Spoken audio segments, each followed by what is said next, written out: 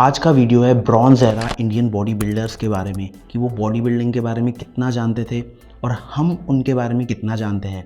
ये बात है 1920 से 1950 के बीच की। And how these Indian body builders are better than foreign body builders. ये देखिए फ़ोटोज़ 1930 के पहले की फ़ोटोज़, जब आर्टिफिशियल टेस्टोस्टेरोन की डिस्कवरी या क्रिएशन नहीं हुई थी, तब भी इनकी फिज़ीक क्या लग रही है। दे सीम मस्कुलर, श्रेडेड। वो आज के टाइम पर भी नेचुरली इतनी श्रेडेड बॉडी अचीव करना मुश्किल है। Even though we have machines, new techniques, knowledge, but फिर भी ऐसी बॉडी अचीव करना इज़ रियली हार्ड। मैंने इन इंडियन बॉडी बिल्डर्स को एक इंस्टाग्राम पोस्ट पर देखा, जहाँ से मेरा इंटरेस्ट बढ़ा और मैंने इनके बारे में सर्च किया और मुझे ये सब चीज़ें मिली। A wonderful book was written by Vishnu Charan Ghosh and KC Sen Gupta. BC Ghosh जो थे वो एक योगी परिवार से थे, and also he was the younger brother of Yogi Paramahansa Yoganand, who wrote the famous book Autobiography of a Yogi. आप सब ने इस बुक के बारे में सुना ही होगा। And also he founded the College of Physical Education in Kolkata. Even annual yoga championship जो LA में होती है, उसका नाम विष्णु चरण घोष कप रखा गया है इनके ऑनर में।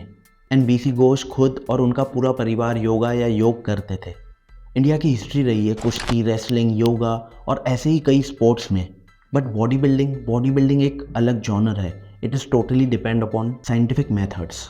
लाइक आपको एक पर्टिकुलर एक्सरसाइज किस तरीके से करनी चाहिए, आपको क्या खाना चाहिए, everything has to be in proper way.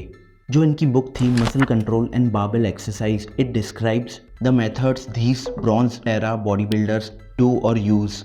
And इन बुक्स में जो फोटोज़ हैं इन बॉडी बिल्डर्स की, it seems unrealistic because they are muscular as well as ripped and what poses, like they pose like an artist. Even आज के time पर भी इतनी अच्छी पोजिंग मैंने शायद ही देखी है। आप देख सकते हैं एक्सरसाइजेज जो इस बुक में बताई गई है, barbell bicep curl. In this exercise I don't know for some reason इन्होंने जो लिखा है वो सही है।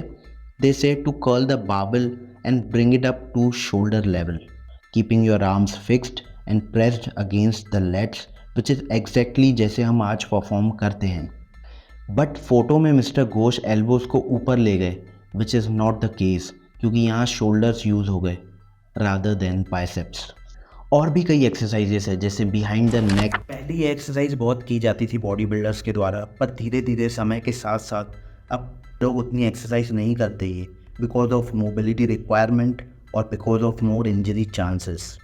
ये देखिए reverse bicep curl, standing behind the back, barbell tricep extension, stiff leg Pendlay row and many more.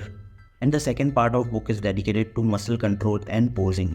The thing is, जिस टाइम पर लोगों को बॉडी बिल्डिंग का बीज नहीं आता था, उस टाइम पर ये बुक लिखना और फॉर्म बताना, इक्विपमेंट्स ना होने के बावजूद सिर्फ एक बारबेल से, and they themselves build this physique by doing these exercises. And कोई रिसर्च पेपर नहीं था, कोई इंटरनेट नहीं था, which is really very commendable.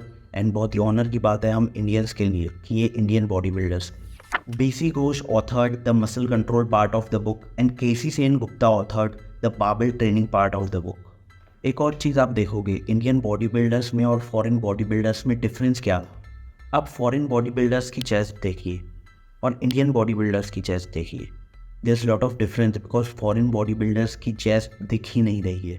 It is because जो फॉरेन बॉडी बिल्डर्स थे वो अपनी चेस्ट को उतना महत्व नहीं देते थे, वो ट्रेन ही नहीं करते थे अपनी चेस्ट को, बिकॉज उस टाइम पर जो बॉडी बिल्डिंग कॉम्पिटिशन्स होते थे उसमें चेस्ट नहीं देखी जाती थी, उसे निगलेक्ट किया जाता था। A man who play crucial role in modern day body building, Eugen Sandow. So according to his standards of body building, chest एक इम्पोर्टेंट मसल पार्ट नहीं था।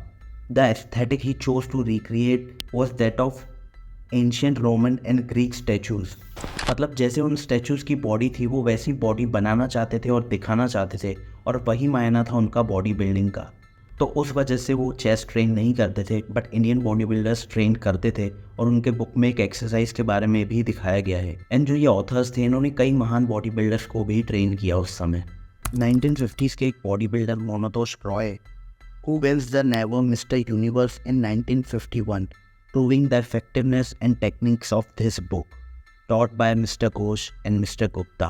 जब आप फोटोज़ देखोगे इन बॉडी बिल्डर्स की, so it includes variety of yoga pose और asanas, which requires superior control of the abdominal muscles. And ये body builders true sense में हेल्दी और फिट कहलाएंगे। आपको अभी का बॉडी बिल्डिंग सीन तो पता ही है कि वो कितने ही फिट होते हैं या हेल्दी होते हैं। इवन बॉडी बिल्डिंग इंडस्ट्री को हम फिटनेस से जोड़ ही नहीं सकते। और इनके डाइट को लेकर ज़्यादा ऑनलाइन इन्फॉर्मेशन नहीं मिली मुझे, but I assume that they eat in moderation and they eat healthy foods like dairy products, veggies and many types of legumes.